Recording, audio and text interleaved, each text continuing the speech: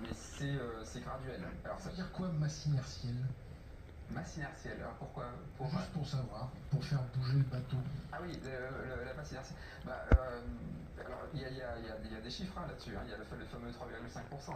Ça, c'est les lignes réactives. Donc, c'est la masse critique pour faire basculer un Titanic. Hein. C'est ça. Donc, ça a été étudié pour les révolutions du XXe siècle. Donc, combien de gens il faut qu'il y ait dans la rue pour que ça bascule? 3,5%. Donc ça veut dire que c'est pas du tout linéaire ce truc-là. Hein. En fait, c'est à une toute. Donc en France, c'est 2 millions de personnes. Hein. 2 millions de personnes dans la rue et le système bascule. Donc en fait, c'est pas que c'est. Les écologistes, ils ont fait combien de pourcents aux élections? Un peu plus que ça, oui. Donc, Ça change pas, hein.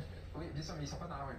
C'est la différence. Hein. C'est 3,5% dans la rue. Donc par exemple, la réforme des retraites, c'était moins. Mais ça commence, c'était 1,2 million, hein, donc c'est maximum. Hein. Donc ça veut dire qu'on commence à les gilets jaunes, c'était aussi plus très loin.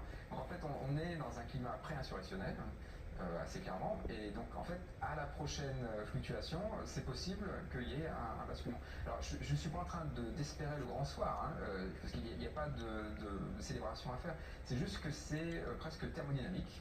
On arrive à un moment, on est au seuil du basculement, et il y a des signaux faibles absolument partout, pour le dire. On dit plus d'ailleurs des signaux faibles. Oui, c'est des signaux en fait. Des signaux précurseurs. Ou précurseurs, d'accord.